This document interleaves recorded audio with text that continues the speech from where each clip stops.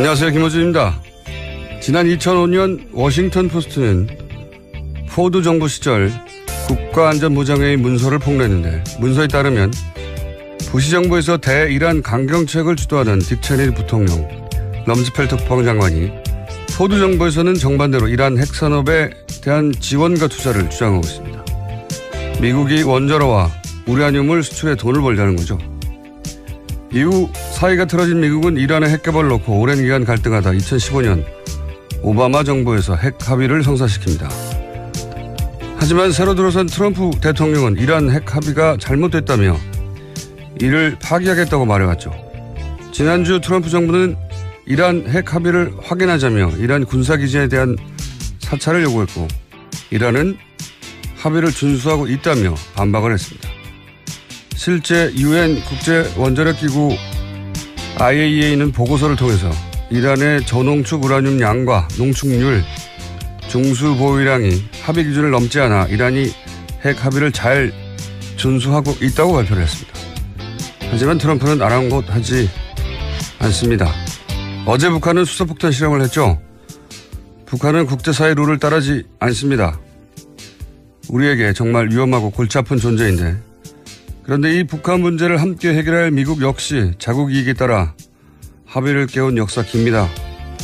여전히 우리 보수는 미국만 쳐다보자고 하는데 미국만 쳐다봐서 이 문제 해결이 안 됩니다. 이 문제는 결국 우리 주도로 해결해야 한다.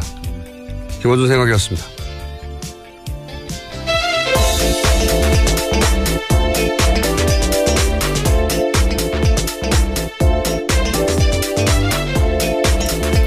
시사인의 김은지입니다.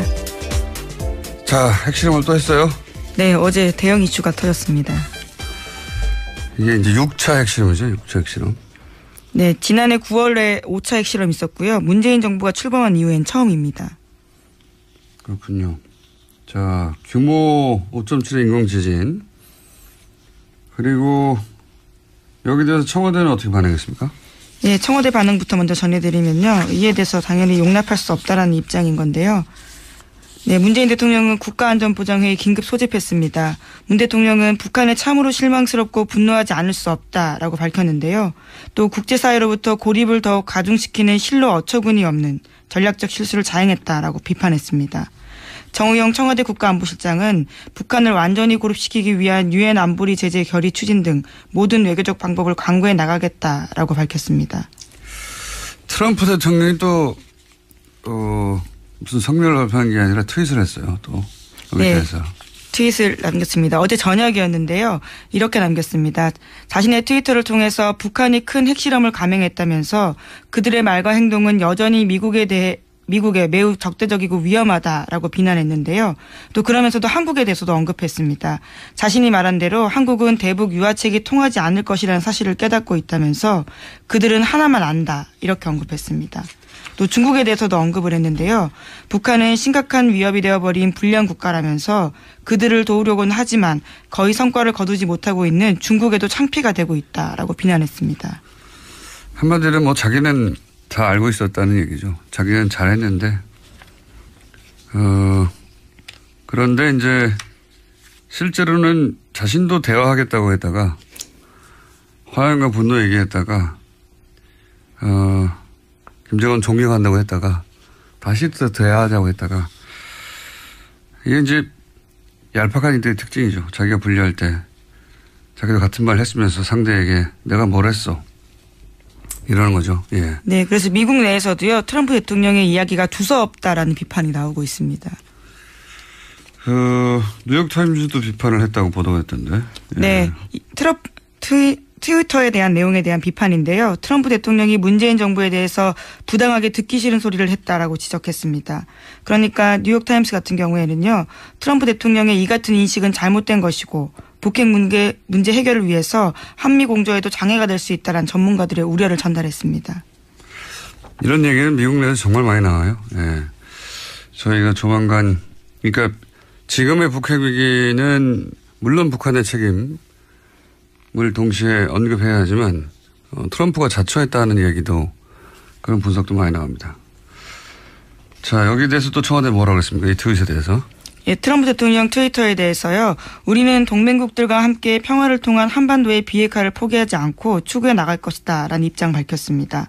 또 한미 양국은 긴밀한 공조를 바탕으로 북한에 계속되는 도발에 대응해 국제사회와 함께 최대한 강력한 제재와 압박을 가하는 일치되고 확고한 입장을 견지하고 있다라고도 밝혔습니다.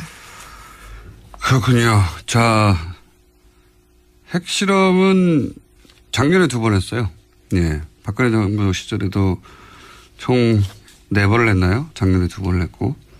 올해 이제 문재인 정부 들어서 처음 하는 건데, 북한이 이제 룰을 깬 역사도 길지만, 오프닝에서 얘기했지만, 미국이 자국 이익에 따라 손바닥 뒤집은 역사도 아주 길어요. 이란 얘도 금방 들었지만, 최근 전쟁을, 또 추가 파병하는 아프간 탈레반도 미국에 지원을 했거든요. 그리고 미국에 대량 살상 무기 있다면서 거짓말이었죠. 예, 제거한 후세인도 애초에 미국이 지원을 한 상대고. 아주 긴 역사가 있죠. 북한은 아마 이제 미국을 보면서 카다피를 떠올리겠죠. 카다피가 실제 미국하고 핵실험 금지 조약 맺고, 원자로도 미국이 들어서 폐쇄했거든요. 경제제재. 그러면서 경제제재 걷고 나서 테러 지원국 명단의 삭제. 그리고 나서 리비아, 그러는 사이에 리비아, 반란군을 조직해서 결국 카다피를 제거하죠. 이런 생각을 하겠죠. 북한 입장에서는 또. 예. 미국은 뭐 언제나 자국이 우선으로 약속을 지키기도 하고 지키기도 했으니까. 이런 이야기를 우리 언론이 워낙 잘 안 하니까. 미국 중심으로만 얘기해 보니까 잠깐 언급을 했는데, 이란 핵 합의도 오바마가 최대 성과로 한 거는 트럼프는 깨겠다고 했거든요. 잘못됐다고. 예. 그래서, 원자력 기구에서 사찰해서 보고서 냈는데 잘 지키고 있다고. 지난 중가에 못 맺겠다고 이제 군사시설, 핵시설 말고 군사시설 사찰하겠다고. 그걸 누가 응하겠습니까? 그거 응하지 않으면 세컨더리 제재하겠다고 하고 있어요. 예. 우리 보수가 항상 미국한테 이제 문제 해결을 맡겨야 한다고 그래 왔잖아요. 예. 그런데 미국에게 북핵 문제를 다 맡겨버린 게 지난 10년이에요. 그런데 10년 동안 핵실험은 계속됐고, 박근혜 정부 시절에는 작년에도 2번 했습니다. 2번. 가장 미국 말을 고지고대로 따랐는데, 그리고 그 기간 경제 제재를 계속 했는데도 실험을 계속 해왔단 말이죠. 그러니까 지금도 이제 보수 진영에서 미국과 얘기를 잘해라. 사드를 빨리 배치하라고 하는데, 사드를 배치한다고 뭐 실험 안 합니까? 결국은 미국이 협상 테이블에 나와야 된다. 제 생각이지만 우리 정부 역량은 거기 집중돼야 된다. 예. 이 문제는 저희가 3부에서 예. 정세현 전 장관 연결해서 다시 한번 짚어보도록 하겠습니다. 자, 다음 수는요. 네, 북한의 핵실험이 있기 직전에 미국 트럼프 대통령은 이번 주 한미 FTA 탈퇴 여부 결정할 수 있다라는 이야기도 했었습니다. 참모들에게 한미 FTA 탈퇴 준비를 지시했다라는 워싱턴 포스트 보도를 확인하는 기자들에 대한 답변에서였는데요. 워싱턴 포스트는 트럼프 대통령이 FTA 잔류하면서 일부 조항을 수정하는 재협상을 결정할 수도 있지만 이번 주 공식 탈퇴 절차에 착수할 수 있다고도 보도한 바 있습니다. 트럼프 대통령의 협상 전략은 블러핑인 것 같아요.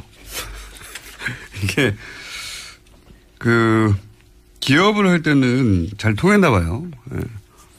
근데 국가 간에는 이게 잘 안 통하거든요. 왜냐하면 기업은 어쨌든 이해 타산을 따져서 이익이 우선이면 하잖아요. 근데 국가 간에는 이익만 따지지 않거든요. 자존심도 세워야 되고. 이 트럼프 방식이 다른 국가한테 통하지 않는 중요한 이유 중에 하나입니다. 항상 이렇게 블러핑을 하는데. 자, FTA 얘기는 근데 워낙 긴 협상이 될 테니까 일단 이렇게 블러핑을 했다. 자, 다음 수는요? 네, 국가정보원 관련된 뉴스입니다. 지난 1일 검찰에 추가 수사 의뢰한 사이버 외곽팀 관련해서요. 민간인 팀장급 18명에 관련된 좀 더 자세한 내용들이 나왔습니다. 18명 중에서는요. 서울사립대학 유명 교수뿐만 아니라 롯데그룹 임원, 계약직 아나운서 등이 포함되어 있다고 합니다. 국정원은 보안을 위해서 대포폰만을 사용해서 팀장들과 접촉했고요. 수사시 대처 요령 등에 대해서도 정기적으로 교육했다라고 합니다. 여기 이제 사립대학 유명 교수나 롯데그룹 임원은 뭡니까? 참. 네, 아직까지 특정되진 않았는데요. 한겨레 신문 보도에 따르면 롯데그룹 임원도 수사에 의뢰된 팀장급 18명에 들어가 있다고 합니다. 유명 교수도 그렇고요. 계약직 아나운서, 방송국 뭐 기자 얘기도 잠깐 나왔었는데 지상파. 네. 이거 이제 수사가 진행되겠죠. 예. MBC에서 라디오 진행자로 활동했던 롯데 그리고 롯데 임원 국정원이 손을 뻗치지 않은 곳이 없었어요 보면. 예. 예, 민간인 팀장 규모가 생각보다 넓어서요. 더더욱 더 넓어질 가능성도 있을 것 같습니다. 사회 각 분야에서 굉장히 정상적이고 도저히 국정원 임무를 수행한다고 상상하기 어려운 사람들. 근데 이제 제가 계속 하는 질문은 이렇게 구축한 시스템을 이명박 정권에서만 가동하고 박근혜 정권에서는 일시에 모든 일을 다 관뒀느냐. 예. 왜냐하면 이런 민간인 댓글 팀원들이 드러나지 않았단 말이죠. 박근혜 정부 시절에도. 들키지 않았는데 스스로 관뒀단 말인가. 예. 이 질문은 계속 전 유효하다고 봅니다. 네, 관련해서 JTBC가 보도한 바가 있습니다. 주말 동안인데요. 최근 국정원 적폐청산 TF가 박근혜 정부 시절 국정원도 친정부 성향의 사이버 댓글 활동 벌인 정황 파악했다라는 겁니다. 그래서 TF에서는요. 박근혜 정부의 국정원 고위 관계자들에 대해서도 국정원법 위반 혐의 적용 가능할 것으로 보고 있다고 합니다. 저는 뭐 박근혜 정부에서도 들키지 않았는데 스스로 관뒀다고 보기는 어렵고 계속 지속됐을 가능성이 대단히 높다. 근데 그중 실마리들이 나오는 것 같은데. 두 번째 질문은 저는 지금은 안 하는가 합니다. 지금은. 이제 정부 청와대 권력은 바뀌었지만 국정원도 국정원장은 바뀌었지만 그 조직은 그대로란 말이죠. 지금 뭐 개편하고 있지만 저는 지금도 댓글 활동의 흔적이라고 보이는 그런 활동을 본 적이 있어요. 규모는 축소됐지만. 이제 이게 그 다음 단계는 지금은 그러면 안 하고 있는가 혹은 최근까지는 안 했는가. 예, 여기까지 수사가 되겠죠. 자, 다음 뉴스는요. 네, 오늘 자정을 시작으로 KBS와 MBC가 총파업에 들어갔습니다. 두 회사 노조 모두 경영진 사퇴와 공영방송 정상화를 요구하고 있습니다. MBC 노조는 오늘 오후 2시에, KBS 노조는 오늘 오후 3시에 파업 출정식 엽니다. 또 고용노동부의 세 차례 소환 요청에 모두 불응해서 체포영장이 발부된 바 있는 김장겸 MBC 사장의 행방은 나흘째 확인되고 있지 않습니다. 저희가 이제 4부에서 KBS 지난번에 사이버 사령부 부단장격이었던 분이 자신이 어떻게 국방장관 합참의장 청와대에 매일 댓글 공장을 보고했나 하는 내용이 폭로됐는데도 KBS는 방송을 안 했죠. 예. 그 인터뷰를 직접 했던 KBS 기자 오늘 저희가 4부에서 만나는데 그때 파업 얘기는 좀 더 하기로 하고 홍준표 대표가 이제 이 그러니까 소환에 응하지 않은 김장겸 MBC 사장 체포영장이 발부된 것 두고 이제 최초의 일이라고 얘기를 했었죠. 네, 없었다라는 주장을 해서요. 네. 반박당한 바가 있습니다. 최초라고 했는데 실제로는 한 해 뭐 1000건 이상씩. 네, 1459건에 있었다고 지난해만 해도요. 그런데 홍 대표가 원내대표 시절에 그때 정현주 KBS 사장. 네, 이명박 정부 시절이었죠. 네, 그때 사장 해임이 결국은 대법원에서 무효 판결이 났어요. 예, 그리고 그때 당시 문제가 됐던 PD수첩 압수수색도 결국은 무죄가 났죠. 그러니까 그렇게 법적인 근거 전혀 없는 케이스였는데 이때 정현주 사장이 소환에 뭐 2번인가 응하지 않자 뭐라고 그랬냐. 지금 내각과 청와대가 지금 다시 세팅이 돼서 국정을 운영하고 있습니다만은 지나고 난 뒤에 지금까지 가만히 국정 돌아가는 것을 보니까 왜 정권을 교체했는지 답답하기 이를 데 없습니다. 촛불 정국에서 강요들은 비겁하게 뒤로 숨어버리고 자기들이 앞장서서 앞에 나가서 온몸으로 국민을 설득하고 국정을 이끌어 나가야 됩니다. 그리고 앞장서서 문제를 해결하겠다는 그런 의지도 없어요. 저는 왜 정권이 바뀌었는지 이해가 안 됩니다. 요 내용이 빠졌네요. 요 내용에 KBS 사장의 경우 소원장을 두세 번 발부했으면 다음엔 법에 따라 체포영장이 발부돼야 한다. 예, 그렇게 발언한 바 있죠. 예, 저희 PD가 요 내용을 하라고 했더니 딴 내용을 내보냈습니다. 그때 KBS 사장의 경우에 소환장 냈는데 왜 체포영장 발부하지 않냐고 독촉하는 내용. 네, 검찰이 뭐라는 집단인지 모르겠다라는 발언까지 했었습니다. 네. 제가 이제 체포영장 이번에 발부된 건 최초라고 했는데 본인이 10년 전에는 체포영장을 발부하라고 했던 그런 말을 한 적이 있습니다. 예, 그 내용을 따라고 했더니 저희 PD가 딴 걸 땄어요. 혼내줘야 되겠습니다. 자, 어쨌든 그러면서 이제 국회 보이콧을 선언했습니다. 예. 지난 2일 오후에 긴급 의총 열었습니다. 그리고 MBC가 정상화될 때까지 정기국회 일정 보이콧 선언하겠다고 했습니다. MBC 정상화에 대한 개념이 서로 좀 다른 거죠. 자, 이게 보수에서는 자신들의 심령과 회원일을 되돌아봐야 돼요. 애초에 자기들이 뿌린 씨앗이거든요. 그때 방송국의 구성원들이 다 반대하는데 밀어붙여서 사장과 임원들 갈아치운 거잖아요. 그리고 이번에는 방송국 구성원들이 그렇게 이제 꽂아둔 사장 임원들을 더 이상 인정할 수 없다고 90%가 넘는 구성원들이 찬성해서 파업을 하는 겁니다. 경우가 완전히 정반대인 거죠. 예. 구성원들이 반대하던 그런 방송 장악을 했던 당사자들이 그렇게 꽂아둔 대표를 이제 바꾸고 도로 정상으로 돌아가겠다는 방송국의 사람들도로 거꾸로 방송 장악하는 거라고 하는 이건 적방한 하장도 정도껏 해야죠. 자, 그런 일이 지금 있습니다. 현재. 예, 정기국회 보이콧에 대해서는요. 민주당뿐만 아니라 국민의당 바른정당까지도 비판하고 있습니다. 알겠습니다. 자, 그리고 벌써 시간이 다 됐네요. 제목 정도 체크하고 넘어갈 수 있을 것 같습니다. 네, 청와대 이 부속실에서 전자문서 나왔다라는 사실을 말씀드린 바가 있는데요. 이에 대해서 검찰이 조사 착수했다라고 합니다. 전자문서. 9,000건 넘게 9,000건 넘게 나왔던 종이가 아니라 전자문서 공익폴더에 있던 그게 이제 검찰이 조사에 착수했다. 이 중에 이제 국정농단 재판에 활용될 것도 있겠네요. 예. 네, 블랙리스트 관련된 것들이 있다라고 청와대가 이미 밝힌 바가 있어서요. 알겠습니다. 잠깐 시간 조금 남았는데 지난주 뉴스 중에 저희가 짚지 못한 거 하나 얘기하고 가자면 지난주 월요일에 중국 인도 병력을 철수했어요. 네.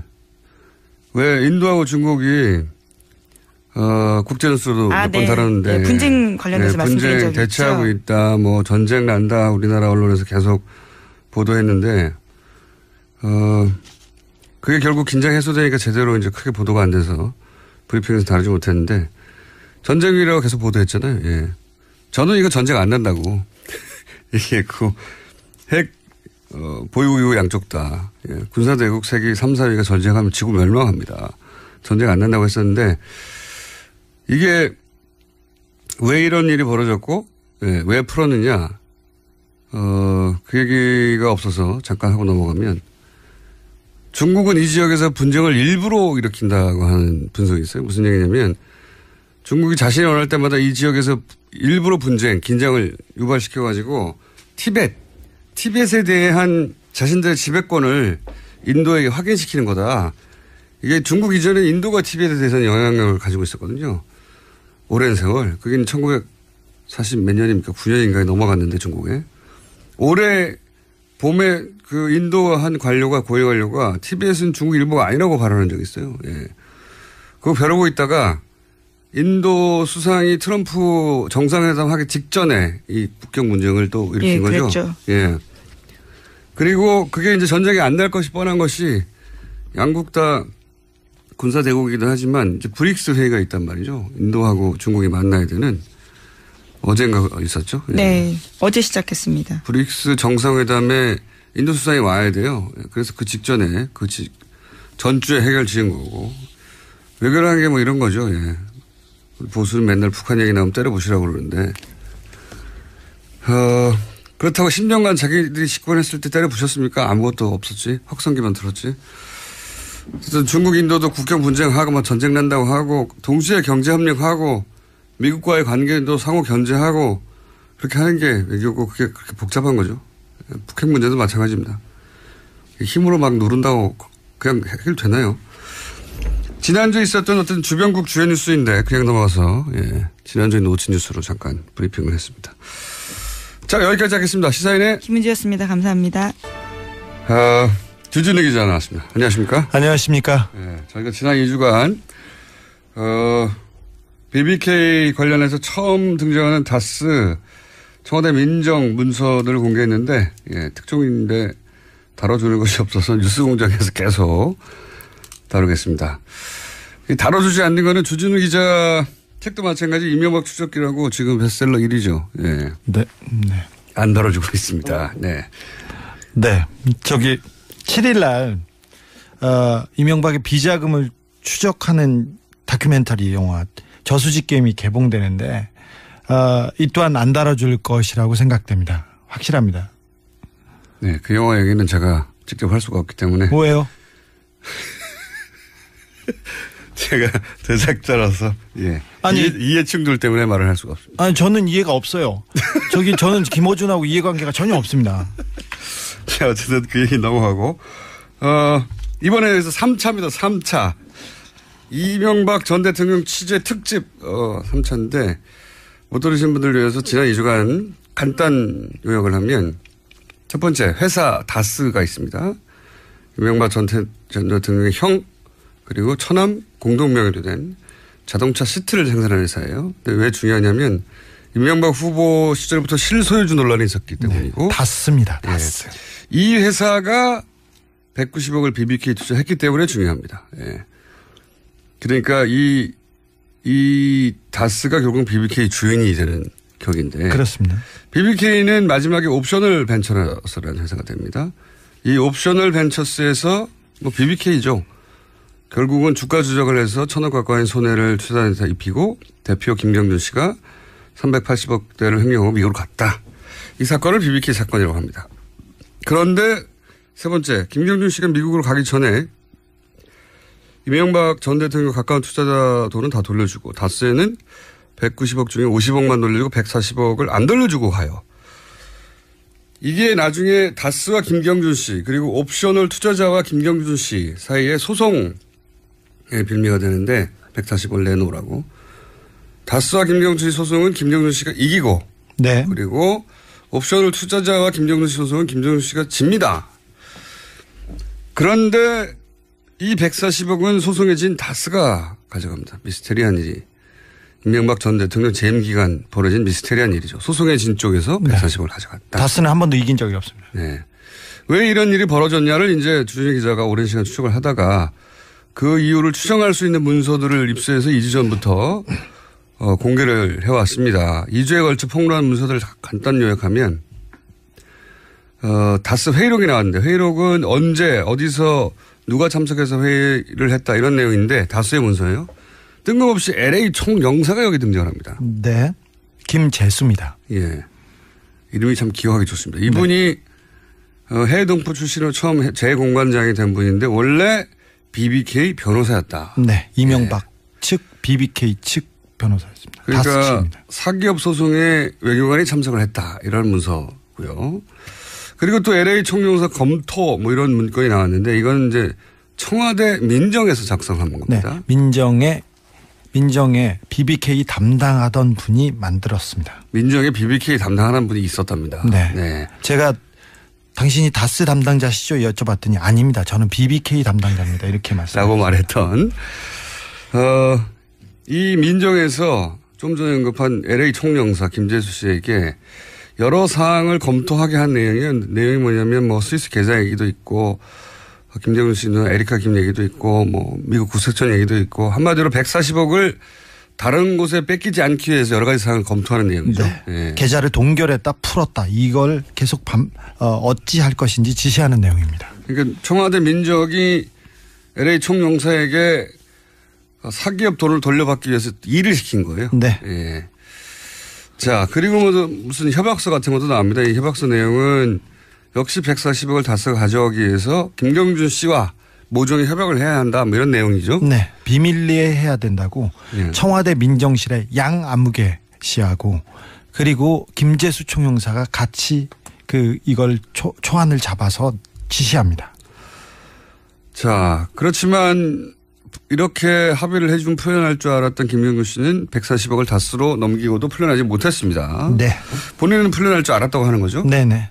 다스에서도 풀어줄 줄 알았다고 합니다.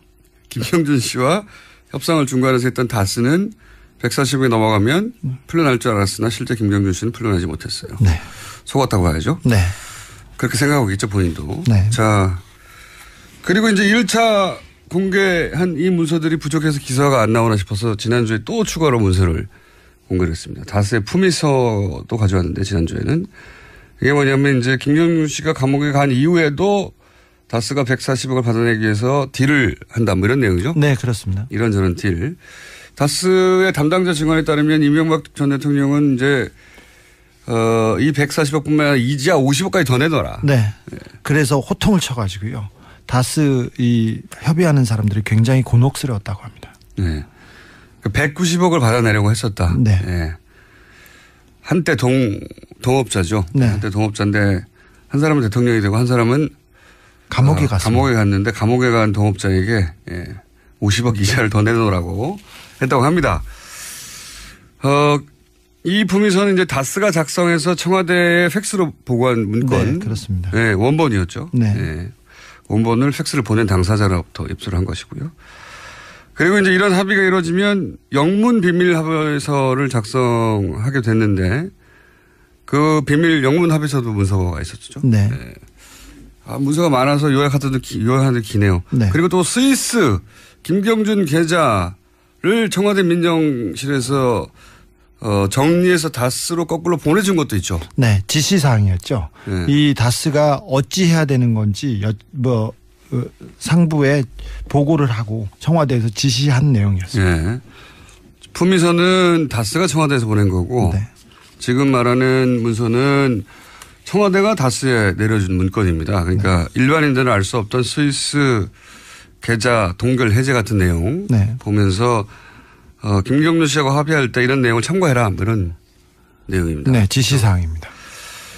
자, 세 번째, 네 번째 문서 역시 다스가 청와대 140억 관련해가지고 보고한 내용들이었고요. 자, 이게 2주간의 내용입니다. 한마디로, 사기업 돈 140억을 돌려받으려고 청와대 민정과 외교부 라인이 계속 움직였다. 네, 그렇습니다. 검찰도 도왔고요. 예. 그러기 위해서 사건을 담당하던 변호사를 총영사로 임명하고 청와대 민정에도 담당자를 뒀다. 예, 그렇습니다. BBK 담당자를. 그 돈을 그래서 끝내 돌려받았다. 여기서 생기는 의문이 이겁니다. 이명박 전 대통령이 자기 재산도 아니라고 했는데 네. 이렇게까지 할 이유가 뭐냐. 이게 사실은 이명박 전 대통령 재산 아니냐. 이렇게 추정할 정황이 처음으로 문서로 등장을 한 겁니다. 예, 그렇죠? 네, 그렇습니다. 이게 지난주까지의 이야기고. 근데 지난주 말이지만 제가 뭐라고 그랬냐면 이번 주 내용입니다. 다스가 이명박 전 대통령 형 이상은 씨하고 처남 고인이 됐죠. 김재동 씨 재산이라고 했는데 그래서 이명박 전 대통령 친인척 사랑이 너무 깊어가지고 네. 물론 친인척 사랑이 깊다고 해서 이렇게 청와대 민정과 외교관을 움직이면 안 됩니다. 네. 하지만 어쨌든 본인 재산이 아니라 친인척 재산이어서 도와주려고 그랬던 거 아니냐. 그럴 수도 있지 않겠느냐. 그럴 수도 있지 않겠느냐라고 했고 그래서 이번 주에 예고하기를 다스의 소유 문제하고 관련된 문서. 네. 이걸 한번 이번에는 공개하겠다. 예. 오늘도 핑크빛 보따리를 잔뜩 들고 왔는데. 문서는 많습니다. 예. 예. 문서는 많다고 이명박 들었어요. 대통령이 친인척 사랑이 커서 직접 화를 내고 직접 보고를 받았다 이렇게 얘기할 수도 있지 않습니까? 그렇죠. 친인척 사랑이 너무 깊고 네. 하회와 같고 네. 그래서 뭐 악망하고요. 본인의 권력을 조금 일부 떼서 그럴 수도 있지 않느냐 생각할 수 있기 때문에 제가 지난주에 요청했던 건 다스의 소유주와 관련해서 입사 문서가 없냐 제가 물어봤어요. 네. 자, 물론 있습니다. 제가 이제 문서를 몇 개 봤는데 다스 지분 상속에 대한 검토 이 문건은 뭡니까 이게? 이 문건은 2010년이었습니다. 2010년 2월에 갑자기 김재정 씨, 그러니까 이명박 대통령의 처남인데요. 네. 그때 다스 회장이었습니다. 네. 갑자기 죽었습니다. 예. 돌아가시자마자 다스 지분을 상속을 어떻게 해야 되는지, 상속세 추정액, 그다음에 재산 상속 리스트, 다스 주식을 어떻게 소각할 것인지 이 내용을 그 정리해서 급히 청와대로 보냅니다. 청와대에서 난리가 났습니다. 김재정 씨가 돌아가시자. 그래서 다스 재산을 어떻게 정리할 건지 그 정리해서 청와대로 보고한 문건입니다. 이 문건은 청와대로 즉시 팩스로 만들어져 가지고 보내졌습니다. 그 내용이 뭐냐면 저도 보고 있는데 지금 다스 지분 상속에 대한 검토 이래가지고 다스의 단기 순이익이 얼마고 순자산 가치가 얼마고 주당 가치가 얼마고 뭐 이런 걸 따지는 거예요. 그러니까 네. 내용이 김재정 씨가 사망을 하자 관련 지분 세금 문제 때문에 이명박 전 대통령 쪽에서 난리가 났다. 네. 그런 얘기가 있어요? 아니 청와대에서 난리가 나서요. 네. 긴급 회의가 있었고 그래서 지시를 냈습니다. 어떻게 할 것인지. 그래서 급히 회의를 해서 만들어서 청와대로 올린 문건입니다. 아 그렇군요. 다스에서 네. 청와대로 보낸 문건인데 네. 이 내용은 회사 그러니까 김재정 씨 소유의 재산이 어떻게 되는지 네. 그리고 거기에 따라서 얼마를 세금으로 내야 되고 네. 어찌 해야 될지 이 부분도 그렇습니다.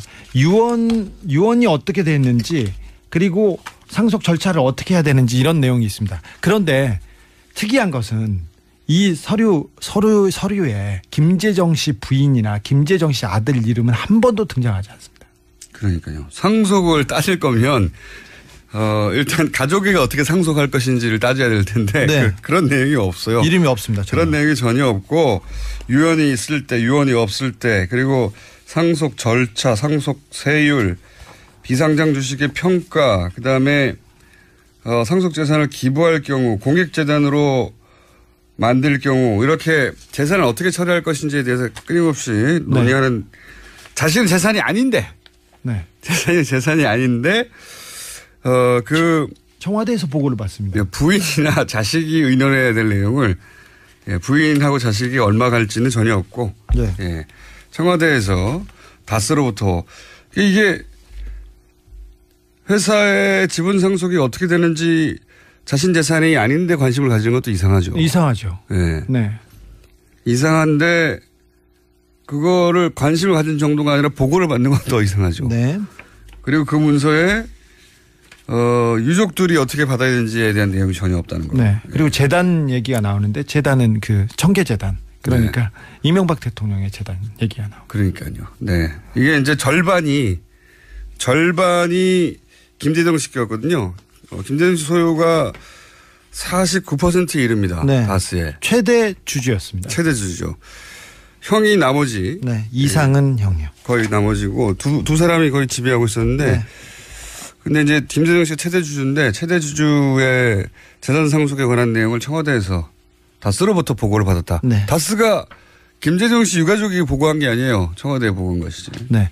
김재정 씨는 자신의 세금을 못 내서 그 세금을 내기 위해서 은행에 융자를 받기도 했습니다. 그러니까 돈이 없는 사람이었죠. 이명박 대통령 돈이 많아도 대출을 받는 사람이 있으니까요. 어쨌든 세금을 못 내서 대출을 받은 전력이 있습니다. 네. 예. 자, 이 상속 관련해서 보고한 거 말고 또 거꾸로 청와대에서 이거는 이제 다스가 청와대에 재산 상속 관련해서 이러이러하다고 보고를 한 것이고 청와대에서 다스로 가는 건 없습니다. 청와대에서 내려준 문건이 여기 존재합니다. 고 김재정 회장 상속세 관련해서 김재정 회장에서 상속세 관련 서류 형식을 보면 이게 공무원이 만든 서류 지난번 문서가 비슷하네요. 네, 비슷하죠. 네. 그리고 김재정 회장 이 다스에서 만들지 않았다는 게 제목에서 보입니다. 근데 그 내용을 보면 어떻게 하면 이 상속세를 줄일 것이며 어디 재단으로 어떻게 해라 이런 명확한 지시사항이 담겨 있습니다. 근데 결국 다스가 그 세금 처리를 이 지시사항대로 했습니다. 그렇군요. 여기 두툼한 문서인데 고 김재정 회장 상속세 관련해 가지고 청와대에서 만들어서 내렸다는 문건 내용을 보면 상속세 어떻게 내야 되는지. 네. 이 상황별로 시나리오를 또 정리를 했어요. 네, 뒤에 시나리오가 있습니다. 1번안, 2번안, 3번안 이렇게 했는데, 네.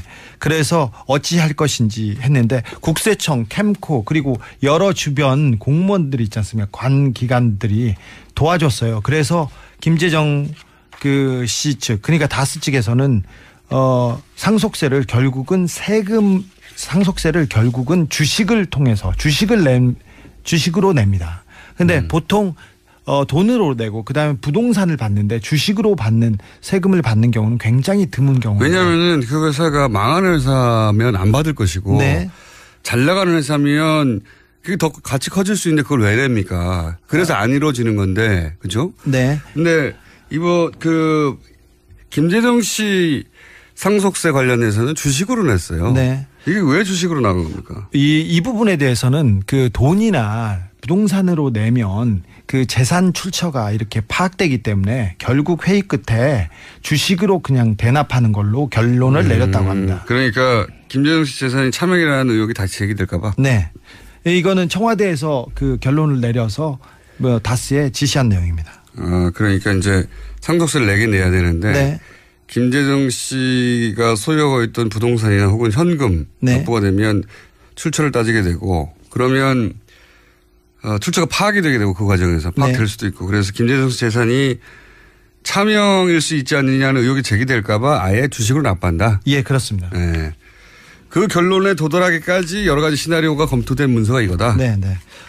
이 다른 문건이 내려진 문건이 있는데요. 각 대안별 상황표가 있습니다. 네. 군사 작전하듯이 했어요, 네. 보니까. 네, 국방부에서 만든 것처럼 보이는데요. 이럴 경우 여기 연장이 안 될 경우 세금은 어떻게 하고 뭘 그 국세청에서 안 받을 경우 어떻게 하고 이런 내용이 담겨 있습니다. 대안이 8개나 있어요. 대안 1, 대안 2, 대안 3 해가지고 그래프로 쫙 그려서 상황표를 만들었습니다. 이거 실력 있는 사람이 네, 그거는 관계를 정확하게 파악하고 있지 않으면 전혀 알 수 없는 내용들입니다. 보통은 대안 1, 2 정도는 나올 수 있는데 대안 8까지 나와 있어요. 대안 8까지 나와 있는데 대안 8까지 간 이유 중에 하나는 보니까 결국 세금을 얼마나 덜 낼 거냐 이런 얘기네요. 네. 네. 대안 상황을 시나리오별로 정리하고 그다음에 대안을 요약한 그런 서류도 있습니다. 여기는 대안 2개는 배제되고 6개만 살아남아가지고 대안 6개를 각각 진행할 경우에 장점과 단점 그리고 자세하네요. 네. 연평균 납부액이 얼마고 하여튼 돈에 관해서 굉장히 꼼꼼하게 서류가 작성되어 있고요. 눈길을 끄는 게 이게 있어요. 문서 중에 상속 재산 파악 및 세액 계산의 한계라고 하는 별도로 강조된 박스 문구가 있는데 뭐냐면 상속 재산은 상속인만 한다. 네. 그러면서 2007년 대선 당시 언론에 보도된 주식과 부동산만으로 상속 재산을 평가하라. 네. 그러니까 이게 무슨 얘기냐면 김재정 씨 재산을 다 알기가 어렵다. 너무 많은데. 네, 다 알기가 어렵다. 그러니까 대선 때 언론에 공개된 것만 가지고 상속세를 내자. 이런 얘기가 여기 있습니다. 재밌는 내용이네요. 네. 가족이 쓴 거나 그리고 그 회사에서 만든 걸로는 전혀 보이지 않는 내용들입니다. 자, 그리고 나서 또 문서가 있습니까? 또 있습니다. 상속에 관한 사항이라고 해서 김재정 씨 명의로 된 부동산 현황이라는 표입니다. 김재정 씨 명의로 된 그 부동산 현황을 청와대에서 파악한 부분인데요. 상당 부분이 이명박 대통령의 차명재산으로 보입니다. 꼼꼼합니다. 이 땅이 많았네요. 네. 김재정 이렇게 상속에 관한 사항 해가지고 대지 전답 건물 등등 공제시가하고 면적 금액 쭉 해서 정리한 내용이고 그러니까 김재정 전 회장의 명의로 된 재산들 부동산과 동산을 정리하는 거네요. 골프장 연구부채도 엄청나게 많습니다. 그 리스트고요. 또 몇 개 보여드릴까요? 너무 많이 보여주면 지금 어렵지 저만 않을까요? 볼게요. 저만. 이 부분은 다스의 차명 재산들입니다. 차명 계좌들과 차명 재산들이. 그러니까 이게 CD하고 이거 굉장히 자세하네. 네. 여러 은행에 들어있는 여러 사람의 이름과 여러 사람 이름 옆에 금액이 적혀 있어요. 네. 그리고 그게 결국은 다스로 다시 다 모이게 되네요. 네, 그렇습니다. 예. 차명 재산들이었습니다. 차명 계좌들이고. 차명 계좌를 의심된다고 하죠. 예. 네. 여러 은행의 예금주와 그 예금주 아래의 이름 뭡니까 금액과 그 금액을 옮기는 과정이네요. 네.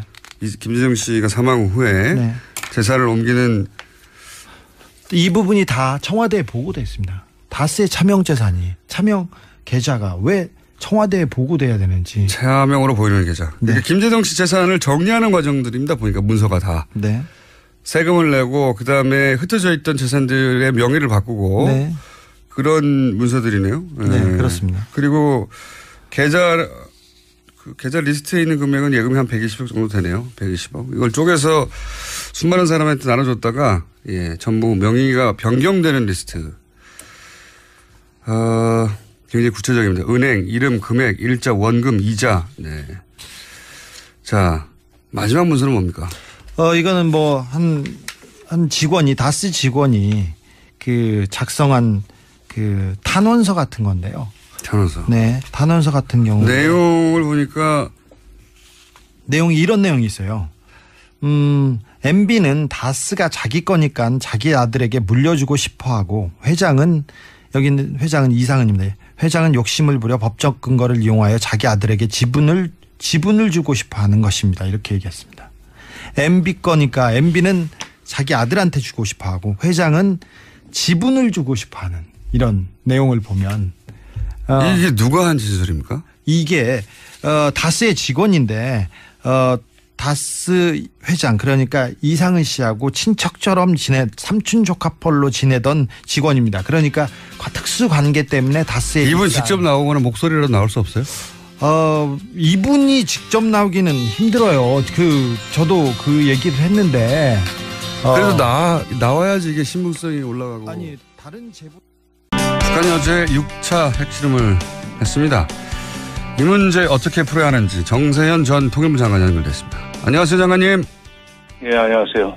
네. 사안이 위급하다 보니까 까칠하신 분인데 이렇게 긴급한 저희 인터뷰 요청에 해주셔서 예. 저렇게 긴급하게 인터뷰 요청하면 잘 안 응하시는데 감사합니다. 자, 네, 좀 위급하니까. 예. 네. 북한이 이제 6차 실험을 했는데 작년에도 2번 하긴 했습니다만 이번에는 이제 수소폭탄이라고 주장하는데 북한은 왜 이 상황에서 이런 실험을 하는 걸까요? 금년 1월 1일 신년사에서 김정은 북한 국무위원장이 금년 중으로 수소탄을 완성하겠다고 얘기를 했었어요. 근데 이제 이번 거는 완전한 수소탄 실험은 아닌 것 같습니다. 왜냐하면 이제 수소탄으로 넘어가기 위한 저희 융합 실험에 성공한 것 같아요. 분열시키다가 이제 융합을 하면 그만큼 폭발력이 커진다는 거 아닙니까? 그냥 원자탄보다 훨씬 더 무섭다는 건데, 근데 이제 작년 1월달하고 9월달 실험이 4차, 5차가 수소탄 전 단계인 증폭 핵분열탄 시험이라고 북한이 얘기를 했었어요. 네. 그거보다 한 단계 진전된 실험이라고 보고, 그러나 아직 수소탄 그 자체를 개발한 건 아닌 것 같다. 이게 직전이라고 봐야죠. 그렇기 때문에 금년 1월 1일 날 신년사에서 했던 말도 있고 그래서 금년 중에 완성된 수소탄 실험을 또 한번 하지 않겠는가. 걱정입니다. 목적이 뭘까요? 목적이요? 네, 북한에. 이제 수소탄이라는 게 원자탄보다 훨씬 위력이 큰 거기 때문에,殺傷力이 크기 때문에, 그런 핵폭탄을 가지고 있으면 미국이 북한을 핵보유국으로 인정하지 않을 수 없다는 계산을 북한은 할 거예요. 그러니까 북한의 계산입니다. 핵보유국으로 인정받고 싶다는 거죠. 그리고 그런 조건에서 미국과 1대1로 수교하고 평화협정체계라는 그런 상황을 연출하면 국제적으로 지위가 올라가지만 우선 대내적으로 김정은의 통치력이 굉장히 높이 평가를 받는 그런 효과가 있습니다. 국내 정치적으로. 네. 이 사람이 이제 어린 나이라고 지금 밖에서 자꾸 얕잡아 보는 것이 오히려 북한으로 하여금 이런 과감한 짓을 하게 만드는 그런 측면도 있죠. 그러니까 국외적으로 무시당하지 않으려는 노력이다. 그렇죠. 그러면서 이제 미국과 쉬운 말로 미국과 애들 말로 맞짱 뜨는 모양새를 보여주면 누가 함부로 우리를 무시할 수 있으며 국내적으로 김정은의 위상은 훨씬 더 올라갈 수밖에 없다 하는 그런 계산이죠. 그리고 또 미국한테는 1대1로 상대하기 위해서 테이블로 나와라 이런 얘기도 하겠죠? 그렇죠. 1대1로 하자는 거예요. 1대1로 하자는 거예요. 미국과 1대1로 회담을 하겠다는 겁니다. 여기에 대해서 그런 분석은 여러 차례 해 주셨는데 여기에 대해서 이제 트럼프 대통령은 물론 트위터입니다. 이게 공식 성명은 아니고 이분은 즉흥적으로 트위터를 하도 많이 써가지고 미국 내에서 비판이 많은데 트위터를 통해서 유화책이 통하지 않는다. 한국 정부에 이런 말을 했습니다. 여기에 대해서 이제 국내 또 보수 언론들은 미국의 군사적 옵션에 대한 얘기도 많이 하고 있어요. 미국의 군사적 옵션이 현실화될 가능성이 있다고 보십니까? 없죠. 없어요. 그건. 모든 옵션은 테이블에 올라와 있다는 얘기를 지금 한두 번 했습니까? 그런데 그런 얘기가 나오고 나면은 바로 미국 내에서 이른바 군사 전문가들까지도 실질적으로는 군사 옵션은 쓰지 못하는 거 아니냐. 그런 얘기 많이 나왔죠. 3차 대전.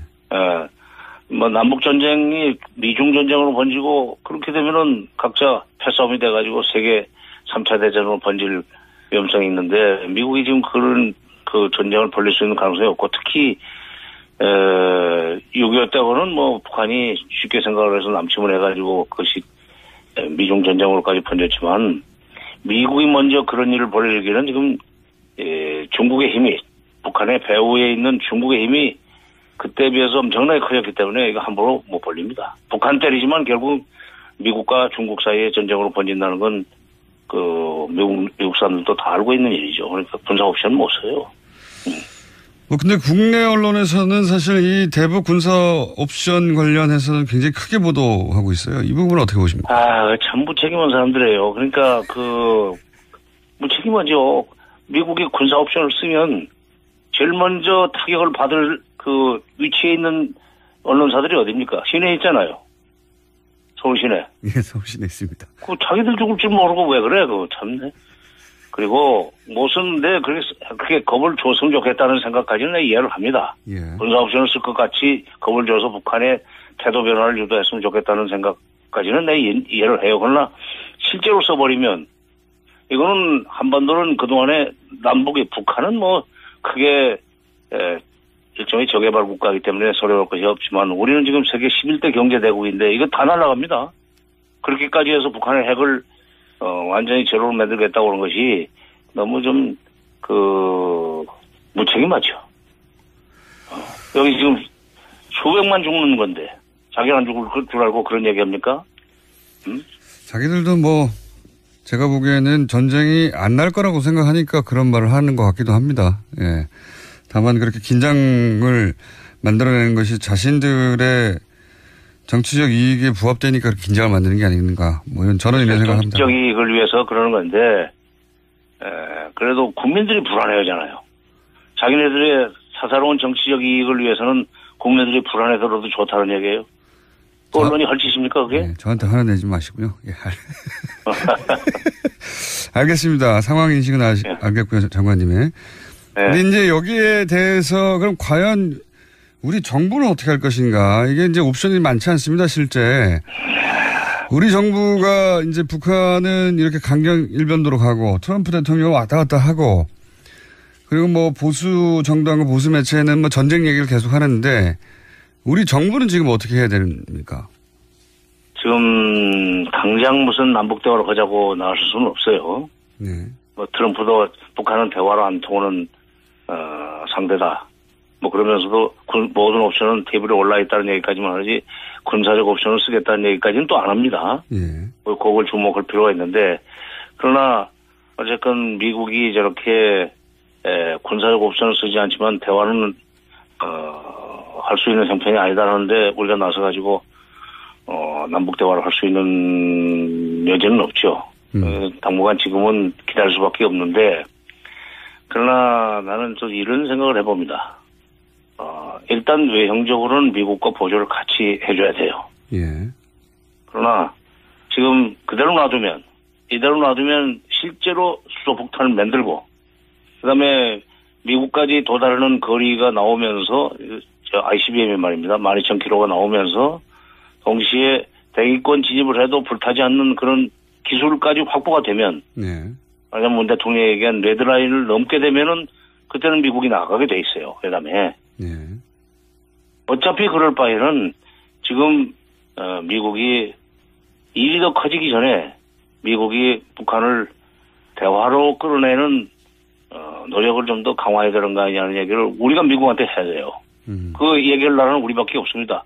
중국이 하겠습니까? 일본이 하겠습니까? 일본은 오히려 미국을 더 부추길 텐데 트럼프를. 아베는 트럼프의 그 과격한 또는 돌발적이고 충동적인 그런 성격을 이용해서 자기네 자유대회 해외 출병을 지금 실현시키려고 하는 그런 목적을 가지고 있는 사람 아니에요. 그러니까 그건 일본은 그러지도 않을 거예요. 러시아도 할 수 없고. 그러나 우리는 우리 문제이기 때문에 최대 피해자가 우리이기 때문에 미국한테 정말 간청을 해서 어차피 당신네 지금 레드라인 미국 북한이 레드라인을 넘으면 당신네가 협상으로 갈 걸 우리는 뻔히 안다. 과거에도 그랬고 그 방법밖에 없잖아. 군사적 옵션 못 쓰게 돼 있지 않느냐. 그럴 바에는 북한과 대화 가능성을 열어놓는 그런 제스처를 좀 더 적극적으로 쓸 필요가 있다. 그동안에 진행됐던 미국 간의 물밑 접촉 이걸 적극적으로 활용해서 북한이 미북 협상이 곧 열릴 거라는 희망을 갖도록 좀 해주라 하는 얘기를 우리가 해야 됩니다. 그래야 우리가 살죠. 네. 북한이 결국 원하는 건 자신들의 체제 보장 아니겠습니까, 결국은. 예. 체제 보장이죠. 체제 보장이라는 게 이제 제도적으로는 미북 수교고 그다음에 평화 협정이죠. 체제 보장은. 네. 그걸 이제 해달라는 건데 이걸 지금 이렇게 계속 미사일 발사하고 핵실험하고 하는 것은 겁나면은 우리 여기 1대1로 협상해서 그거 약속하라는 거거든요. 그러니까 그건 어차피 해줄 바에는 지금 일이 더 커지기 전에 지금 초동 단계에서 이걸 막자 하는 얘기를 우리가 미국한테 해야 된다는 얘기죠. 대한민국 정부가 지금 그거 안 하면은 직무유기입니다. 알겠습니다. 한마디로 말해서 한미 동맹을 이용해서 거꾸로 미국으로 하여금 협상 테이블에 앉도록 압박하는 것이 한국 정부가 할 일이다. 그렇죠. 예, 그런 말씀이신데 그러면 이제 미국 정부가 지금 트럼프 정부 모르겠습니다. 오바마 정부 때였다면 그게 조금 더 쉬웠을지 모르겠는데 지금 그때는 근데 이제 이명박 박근혜 한국에서는 정부였기 때문에 그럴 생각 자체가 없었고 이제는 대화 의지를 가진 문재인 정부인데 이제 하필 미국 대통령이 트럼프라서 과연 미국 정부가 대화에 쉽게 나서겠는가. 물론 물밑에서는 계속 접촉하고 있다고 하긴 하는데 어떻게 해야지 이게 가능할까요? 근데 이제 트럼프 대통령은 뭐 오전 한 말 다르고 오후 한 말 다르잖아요. 지난번에 화염과 분노 얘기를 쏟아내놓고 오후에는 또 나만큼 평화적인 해결을 좋아하는 사람은 없다고 또 그러지 않았어요? 예. 그런가 하면은 22일 날은 김정은이 미국을 존중하기 시작했다. 뭐 좋은 일이 있을 것 같다 하는 얘기도 했고. 예. 근데 지금 미국의 국무장관하고 국방장관 한결같이 그 문제는 외교적 해법으로 풀어야 된다는 얘기를 계속 해왔습니다. 그렇죠. 트럼프 대통령이 아무리 강성 발언을 해도 항상 외교적인 이야기를 해왔죠. 그렇죠. 실제로 국무장관과 국방장관이 그런 얘기를 한다는 것이 우리한테는 희망이에요. 그러니까 그런 그 국무부 라인과 그 국무장관 그리고 국방장관을 상대로 해서 우리가 적극적으로 로비를 벌인다면 결국 그들이 먼저 입장을 정해가지고 대통령을 설득하지 않겠는가. 돌아서 가야죠. 그러니까 보통은 정상회담을 통해서 대통령과 대통령이 직접 얘기하는 것이 훨씬 더 빠른데 지금은 트럼프가 워낙에 지금 불가측성이 높고 충동적이기 때문에 무슨 일이 벌일지 모르기 때문에 그걸 통제할 수 있는 위치에 있는 국무장관과 국방장관 이런 쪽으로 우리가 접근을 해서 결국 대화적으로 어차피 갈 거라면 지금 가자. 한시라도 빨리 가자 하는 얘기를 하면 할 수 있고 그게 우리로서는 도리라고 생각합니다. 그러니까 성과를 빠른 시간 내에 성과를 못 내더라도 그 얘기를 시작을 해야 돼요. 그래야 미국도 나중에는 우리 핑계를 대고라도 북한도로 너 이러지 말고 회담에 나와. 그리고 너희들이 요구하는 거 우리가 들어줄 수가 있어. 이런 조건만 갖추고 기초적인 조건만 갖추고 나오면은 뭐 평화정도 얘기할 수 있고 그다음에 무슨 다른 북측의 요구를 또 들어줄 수도 있다. 협상해보자. 이렇게 메시지를 보내도록 자꾸 촉구를 해야 됩니다. 알겠습니다. 대통령이 워낙 왔다 갔다 하니까 외교 국방 라인은 근데 일관되게 이제 외교 해법을 얘기하고 있으니 외교 국방 라인으로 대통령을 좀 압박하자, 미국 대통령. 설득해서 압박이라기보다는 뭐 압박이 되겠습니까? 그러니까 설득을 해서 알겠습니다. 그들이 트럼프 대통령을 설득하도록 이렇게 좀 쓰리쿠션으로 들어갑시다. 쓰리쿠션으로. 알겠습니다. 미국은 또 중국이 이 문제를 풀 수 있을 거라고 생각하고 중국에 대한 압박도 계속하고 있는데, 네. 중국이 북핵 문제를 사실은 풀어본 적이 없는 것 같은데 계속 중국에 대한 기대를 계속하고 있습니다. 이 중국이 북핵 문제를 해결할 수 있는 주체가 됩니까? 어떻게 보십니까? 미국이 그 중국에 대해서 자꾸 책임을 넘기려고 그러는 그런 성향이 있잖아요. 중국 역할로. 중국 책임론. 그리고 중국이 제재 적극 동참하면 북한은 회담장에 굴복할 것이다 하는 그런 착각을 하는데 그게 틀렸다는 메시지가 바로 9월 3일 날 이번 9월 3일 날 북한이 육차 핵실험을 한 배경이 됩니다. 뭐냐면 9월 3일이면 중국에서 어딥니까? 중국에서 지금 브릭스 회의, 그러니까 브라질, 러시아, 인도, 차이나, 중국, 그다음에 사우스 아프리카, 소위 브릭스 회의가 열리는 그런 나라 아니에요? 이게 덩치들이 굉장히 큰 나라들이죠, 지금. 그렇죠, 예. 그러니까 뭐 경제적으로는 그렇게 부자가 아니지만 덩치가 굉장히 크고 그래서 일종의 군사 대국들이 모인 그 회의인데 군사 대국들이 모인 회의에서 그날 북한이 핵실험을 했다는 얘기는 중국의 명절날 이거 일을 저질렀다는 얘기고 중국의 명절날 일을 저지른다는 얘기는 우리 중국만 안 듣는다는 메시지예요. 그러니까 자꾸 미국 중국한테 뭐 위탁해가지고 우리를 회담으로 끌어내라? 너희들이 직접 나와. 그거 소용없어. 그 얘기예요. 9월 3일 날 쏘았다는 날짜를 우리가 좀 그 의미를 새겨야 됩니다. 지난 29일 날은 그게 국시일이었어요. 네. 105년 전에? 102년 전? 105년? 102년 전에? 105년 전이구나. 100몇 년 전이야. 100여 년 전으로 하죠, 예. 100여 년 전. 나도 가끔 틀려야지. 그러니까, 작년에는 9월 9일에 했죠. 핵실험을 일부러 맞춰서. 자기네 명절날이고. 또 이번에 또, IRBM 쏜 거는 8월 29일에 했지만 또 7월 4일 날 쏘지 않았어요? 예. 7월 4일 날은 미국의 독립기념일 아닙니까? 네네. 일부러 맞춰서. 2006년에도 미사일 쏠 때 7월 4일 날 쏘았고, 그리고 석 달 후인 10월 9일 날, 1차 실험을 했는데, 그렇게 자기네 명절, 남의 명절, 뭐 이런 날을 골라가면서 이제 쏘지만, 특히 이번에 9월 3일 날 쏜 것은 9월 9일 날 쏠 걸로 예상했는데, 9월 9일, 3일 날로 땡긴 건 중국? 우리 그렇게 중국 무서워하지 않아. 중국한테 뭐 압력 넣어가지고 우리 끌어 나오라고, 우리 그런 거, 안 통해. 하는 메시지로 지금 9월 3일 날, 그 핵실험을 했다고 보니까. 그런 의미도 있지 않습니까? 그 문재인 대통령이 러시아 방문하기 직전에 쏘았다. 이것도 같이 포함돼서. 그거는 뭐. 그까지는 아닙니까? 오히려 러시아 대통령은 지금 브릭스에 가기 전에. 북핵 문제는 대화로 풀어야 된다는 얘기를 했고, 그게 CNN이나 NHK 같은 데 보도가 되지 않았어요. 그러니까 이번에 아마 미국과 중국은 만나가지고, 회의는 벌써 아직 안 끝났나요? 미국과 중국은, 좀 유엔 제재 결의안에 뭐 적극적으로 동참하기보다는 대화를 본거하는 쪽으로 방향을 틀지 않겠는가 하는 생각입니다. 지금 둘이서 배짱이 맞아요. 알겠습니다. 러시아하고 중국하고. 예.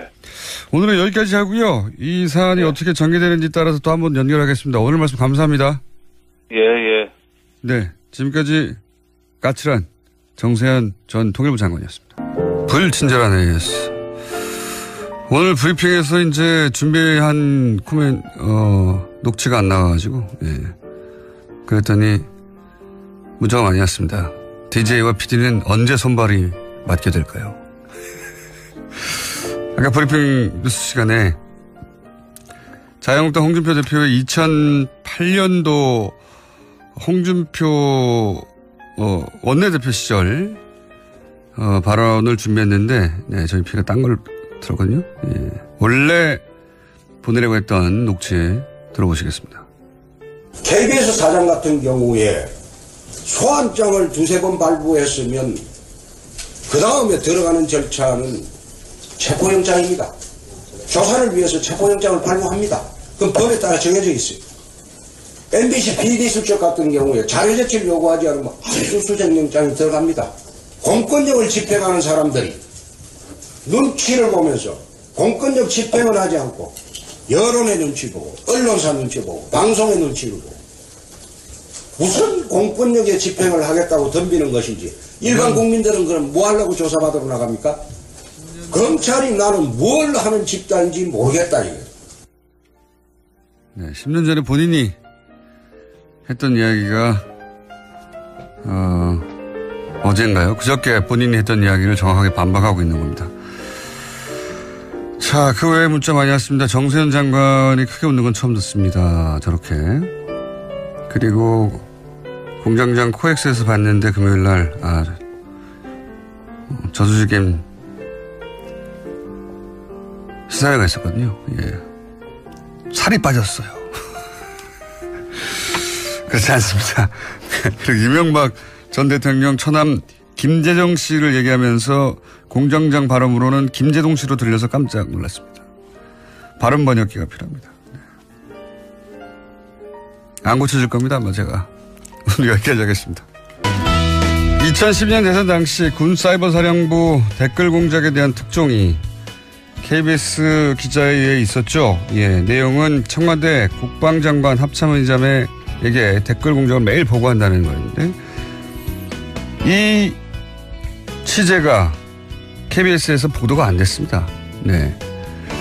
이 사안을 취재하고 자체적으로 뉴스를 만들어 버린 회사에서 방송을 하지 않아서 직접 취재한 기자 KBS 기자 모셨습니다. KBS 이재석 기자 나오셨습니다. 안녕하십니까? 네, 안녕하세요. 네. 원래 KBS 기자가 단독인데, 굉장히 큰 단독인데, 단독을 하고 나서 그걸 들고 다른 방송국에 나오는 건 전례가 없는 거 아닙니까? 예, 제가 입사가 13년 됐는데, 예, 입사 이후에는 없었던 것 같습니다. 그전엔 잘 모르겠고. 그전에도 없겠죠. 왜 예. 자기 방송 특종을 다른 방송을 줍니까? 그러겠죠. 예. 예. 그런데 오늘 들고 나왔어요. 이것이 뉴스 공장의 힘입니까? 아니면 시국의 문제입니까? 둘 다 한 것 같습니다. 둘 다. 네. 자, 직접 취재하신 분입니다. 이제 언론 보도로는 많이 접하실 것 같은데 간단 요약을 먼저 해 주시면은 예. 사이버 사령부가 어떻게 했다는 거죠? 그러니까 지금 좀 우리가 좀 짚어야 될 게 댓글 부대가 축이 2개예요. 하나가 아니라. 네, 국정원은 다 알고 있고. 그렇죠. 그러니까 국정원이 한 축이고 다른 한 축이 이제 군사이버사령부인데 네. 지금 언론에서는 국정원 얘기만 좀 주로 나오고 있죠. 그렇죠. 왜 그러냐면 국정원 내부에서 지금 적폐청산 TF팀이라는 걸 꾸려가지고 예. 거기서 지금 자체 조사를 하고 있고 그 자체 조사 결과가 언론에 의해서 계속 보도되고 있고. 계속 보도되고 있고. 그런데 또 다른 축 군사이버사령부 심리전단에 대해서는 지금 국방부가 요새 뭐 정신이 없잖아요. 북한 문제로도 그렇고 송영무 장관이 이제 막 취임했고 뭐 이런 네. 상황이라서 아직까지 이제 조사가 이루어지지 않고 있어서 기사가 좀 상대적으로 적은데 이 군사이버사령부 심리전단에서도 이제 댓글 공작을 그렇게 했다는 사실. 똑같이 했다는 거 아닙니까? 그렇죠. 예, 똑같습니다. 똑같이. 예. 똑같이 했다는 건데 근데 이제 똑같이 했다는 얘기가 뭐 국정원 관련 기사보다는 적지만 예전에도 나오긴 나왔는데 예. 이번에는 부단장 역할을 했던 분이 직접 네. 구체적으로 예. 왜냐하면 당시 문제가 됐을 때 국방장관한테는 보고 안 됐다 청와대 보고 안 됐다 관련자들 다 부인했거든요. 그렇죠.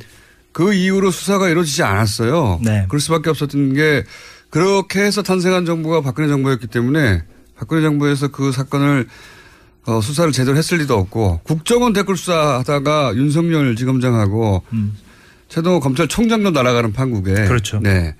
군 사이버 사령부 문제는 이렇게 수면 아래로 쭉 가라앉았다가 근데 이제 기자님이 특종을 하신 게 사이버 사령부 부단장을 예.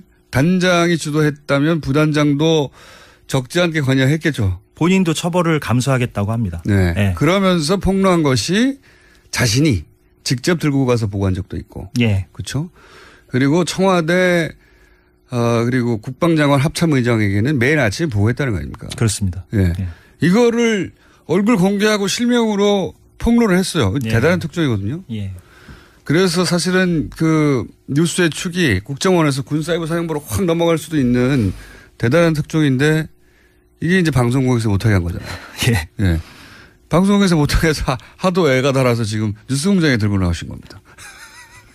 자, 그 얘기 여기까지가 이제 기본 내용인데. 예. 지난주에 저희가 이제 자체 뉴스로 공개했던 내용이었죠. 예. 예. 지난주에 공개된 것은 KBS가 공개를 안 해서 취재한 기자들이 이거 이렇게 묻을 수는 없지 않느냐. 예.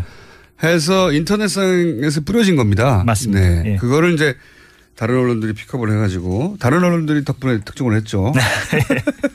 했는데 자, 오늘 나오시면서 또 저희도 장사를 해야 되니까 네네. 뭐 새로운 거 없냐 공개 안 한 거 했더니 또 새로운 게 있어요. 그래서 오늘 처음 공개하겠는데 네.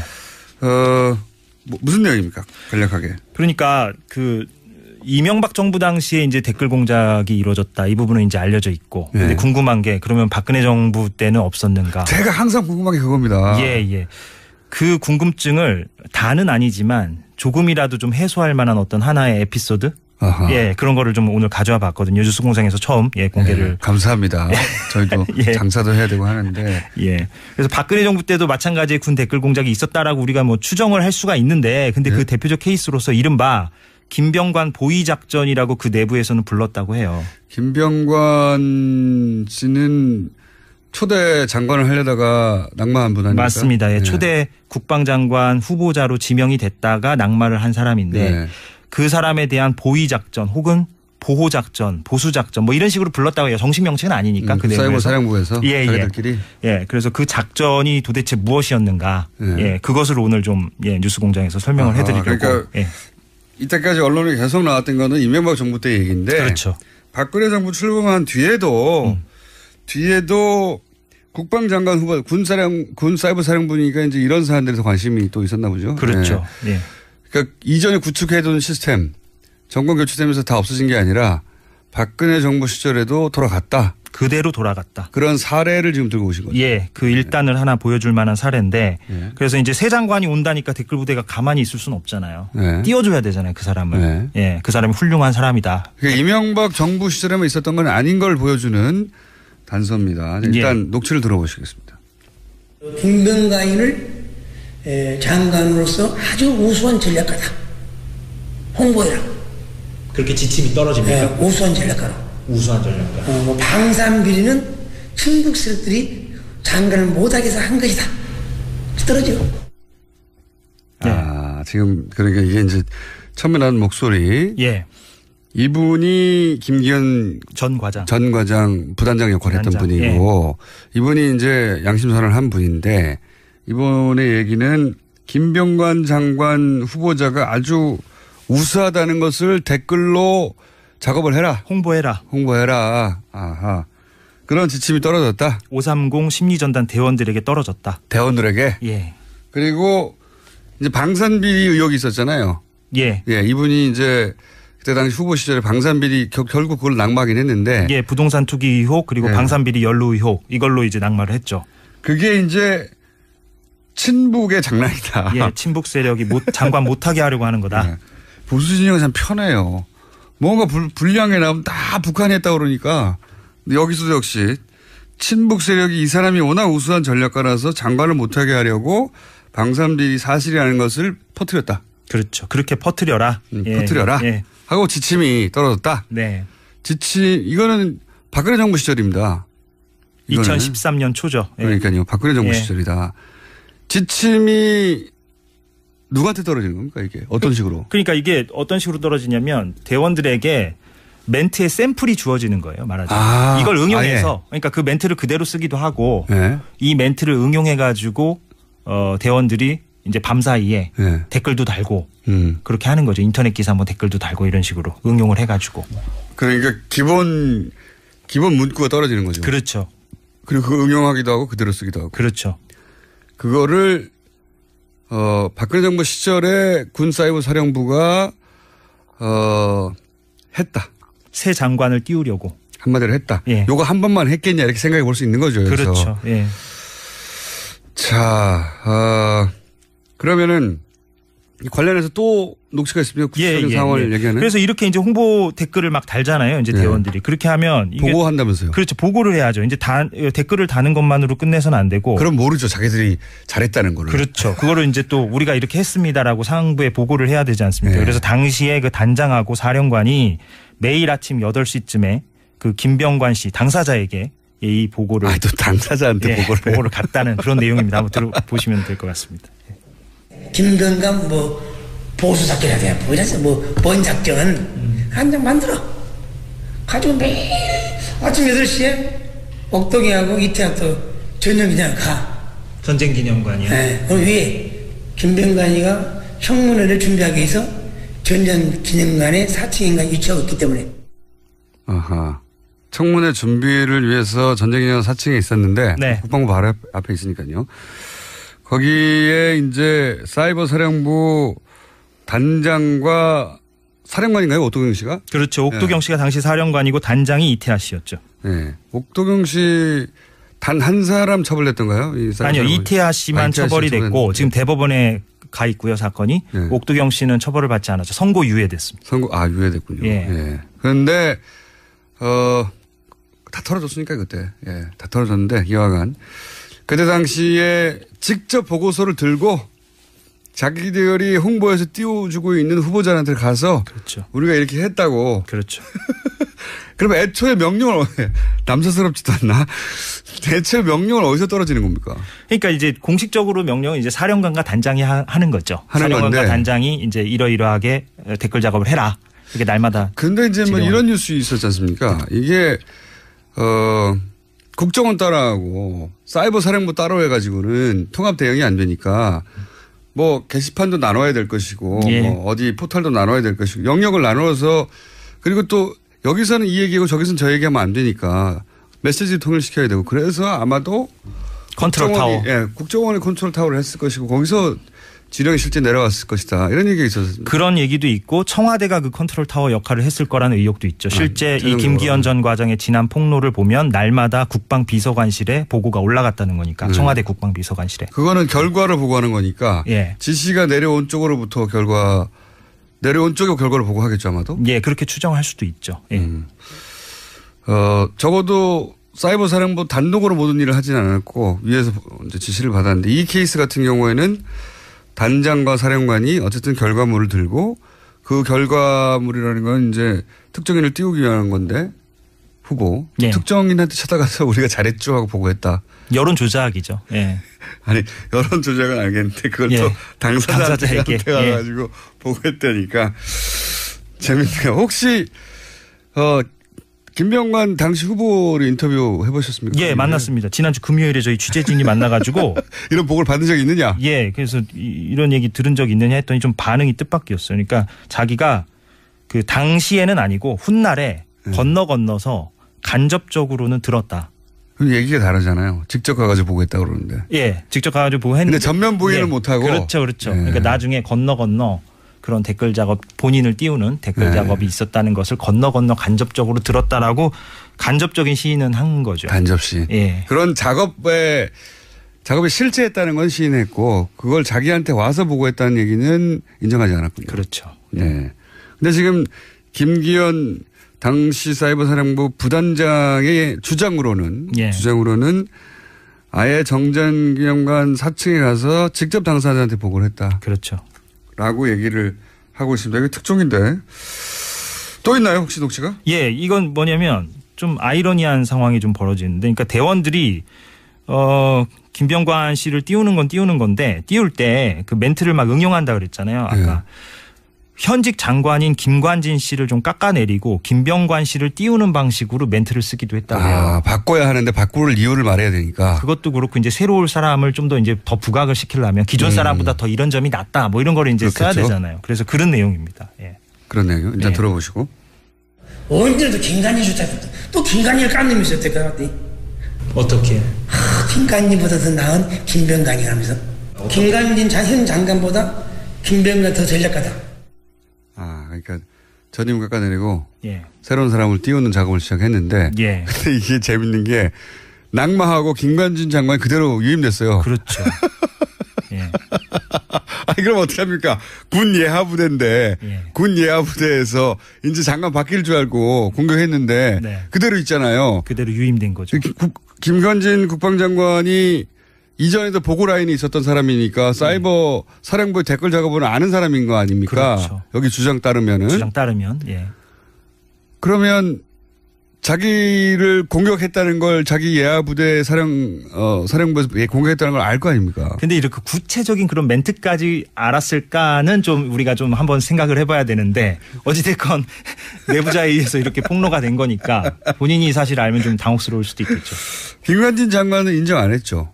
그 관련 저희 연락이 사실은. 안 됩니다 지금. 저희가 뭐 자택도 찾아가고 뭐 네. 사모님은 좀 저희가 뭐 이렇게 사모님은 알 리가 통화를 없죠. 해봤는데 예.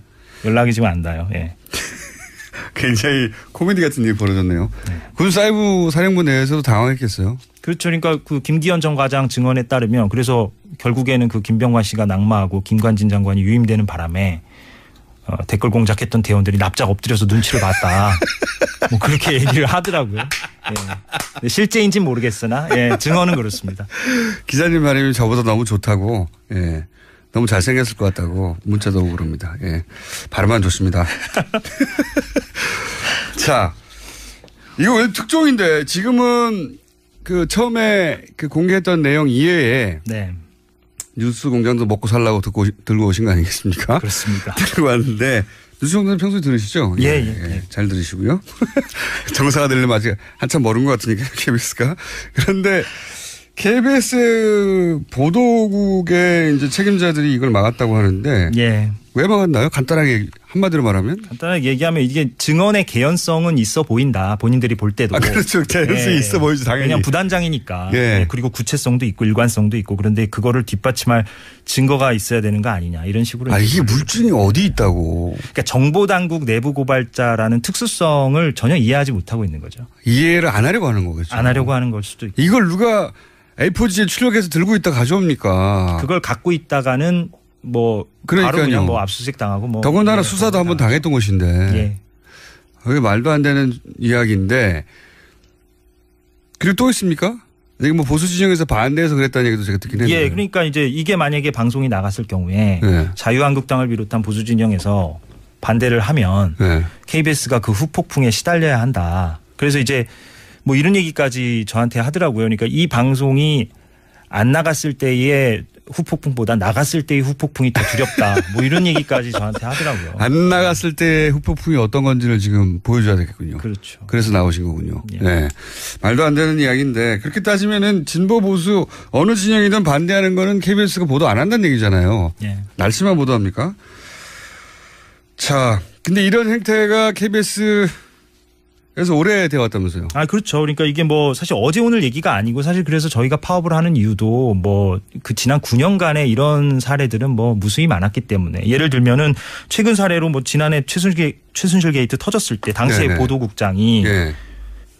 기자협회장이 이제 TF팀을 구성하자 이렇게 제안을 했더니 최순실이 박근혜 대통령 측근이라고 장담할 수 있느냐 증거 가져오란 얘기죠 또. 아, 그걸 알려고 취지를 해야 되는 거죠. 그렇죠. 예. 그리고 그런 정황들이 나왔으니까. 그렇죠. 그러니까 참 기가 막힌 발언이고. 이게 사이버 사령부 부단장이 아니라 단장에 나와서 얘기를 해도 보도가 안 됐겠네요. 그런 접근이라면 예. 법원에 판결 들고 나와서 보도해라는 얘기 아니에요, 사실상. 그러니까 사실 법원에서도 그러니까 엄격한 법리를 따지는 법원에서도 뇌물죄, 유무죄 따질 때 발언 가지고만 따지기도 하잖아요. 그러니까 그러니까요. 언론에서는 법원보다도 훨씬 더 자유롭게 합리적 의혹 제기를 해야 되는데 거기다 대고 그냥 물증 가져와라 이렇게 나와버리면 할 말이 없게 되는 거죠, 저희가. 보도하지 않겠다는 핑계인데, 네. 그죠? 그렇게 해서 보도가 안 되고 이제 KBS가 망가졌다고 해서 사실은 MBC, KBS 모두 동시 파업하는 거 아니겠습니까? 예, 오늘부터 네. 동시 파업이고 기자들은 이미 뭐 제작 거부에 들어가 있는 상태고, 예, 그렇습니다. 그렇군요. 예. 근데 이제 여기에 대해서 자유한국당 뭐 보수 정당 같은 경우에는 언론 장악 시도라고 라고 주장합니다. 근데 KBS에 직접 다니는 당사자 기자로서는 그런 주장을 들으면 어떻게 생각하십니까? 전혀 동의할 수 없는 게 아까 공장장께서 일부에서 핵심을 말씀하셨어요. 뭐냐면 내부 구성원들의 압도적 다수가 지금 무엇을 주장하는가를 봐야 되는 거죠. 그러니까 여야 간의 공방이 중요한 게 아니라 KBS와 MBC 압도적 다수 평 PD, 평 기자들이 지금 무엇을 주장하고 있는가. 이거를 보면 명확하다고 말씀을 드리죠. 정현두 사장 쫓겨날 때는 어땠습니까? 그러니까 그때는 반대였잖아요. 그때는 정현주 사장이 이렇게 쫓겨나면 안 된다. 이렇게 주장하는 게 평 기자, 평 PD들의 다수 의견이었고 압도적 의견이었는데 지금은 정반대로 고대영 사장 빨리 나가야 된다는 거 아닙니까? 예. MBC도 마찬가지고. 그렇죠. MBC 김장현 사장도 마찬가지고. 그래서 총파업을 하는 것이 언제까지 합니까? 나갈 때까지 해야죠. 그들이. 예. 이번엔 마지막이라고 생각하시는군요. 예.